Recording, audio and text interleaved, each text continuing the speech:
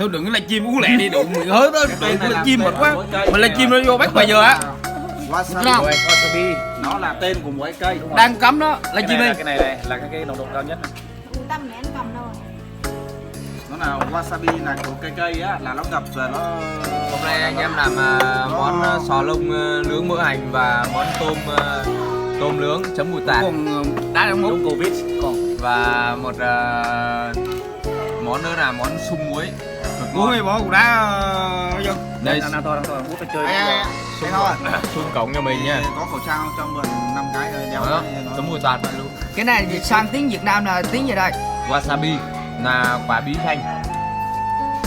Dịch sang bảy là mình cùng nhau uống đi. Uống đi. Mời mình cùng nhau uống đi. Đấy.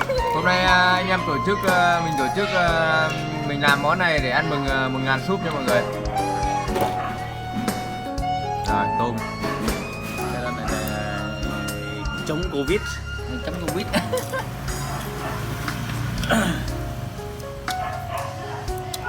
Chiều hai thằng đi chặt tầm công ở trong đó. Với chặt tầm công một tí. Lúc Phong điện gì?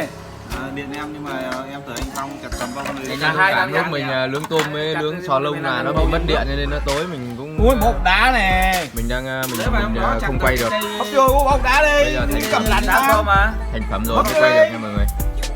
Nói cây Hút vô bột đá, mày hút vô bột đá nè. Anh Tao em có đi nữa đâu.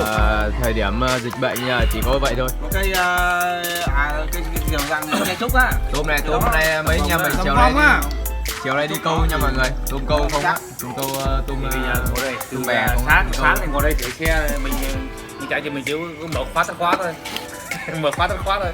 Cái đó thì đúng rồi, vô đó chặt đợt trước á, nhà em á, em làm Mọi người dùng bữa tối nha. bữa á. Vào đó chặt cây mấy cái giá để mấy năm không Mấy cái già quéo đó luôn. Nướng một cái này ra xẻ mày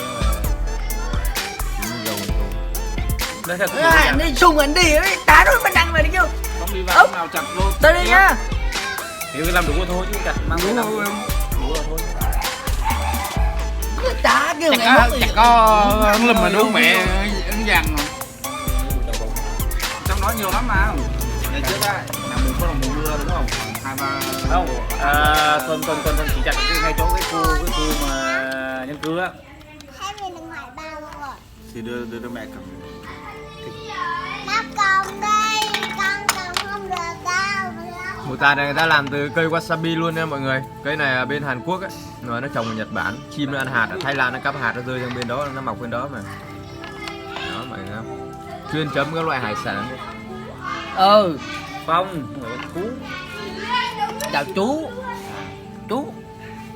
Nhìn nó đi con chào Bạch Dương rồi, con chào chú. Đây mọi người, mùi tạt này. Nó rủ em đã banh đâu. Anh biết đi đâu không?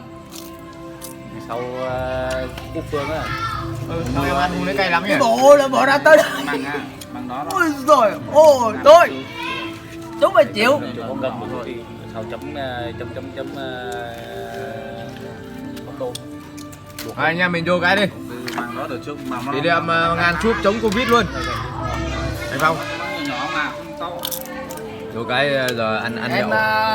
em mới nói chứ quy động bạn bè con đi. Tầm độ chục thằng cũng được. 5 thằng cũng được. Thì chú xuống làm cái sân bóng kia 4-5 giờ dậy chú cháu mình thể thao một tí. Này bánh tráng đặc sản mà Như dạ mà biết dạ sao ta nghe nói năng gì. Không anh mình Bữa nào xuống ăn mang món bánh tráng vào đặc sản này đó. Dọn dẹp rồi nó sạch sẽ ra anh ban rồi mình làm sân bóng hay là sân gì đó Chim ta. cho nó ấy đi. Kêu con món sung này là món sung nhà. Đây là sung về nhà nha mọi người. Đó cái sung trước cửa mình Sung hay nhà làm á. Người coi á. Đó, Kêu đây, sung ông anh ông nhà lấy mình về á. ông làm muối sung này cực ngon luôn. Sung muối sổi. Muối thổi mà. Đây mọi người. Cực chén mũi luôn.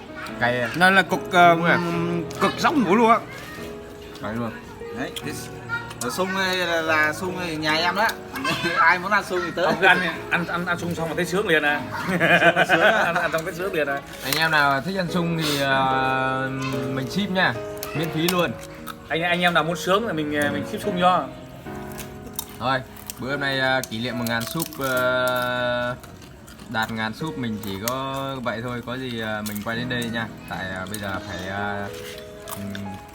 ngồi với anh em chút xíu chứ riêng tư hoài là nó cũng không được nha mọi người. Rồi chào mọi người, cảm ơn mọi người đã theo dõi nha.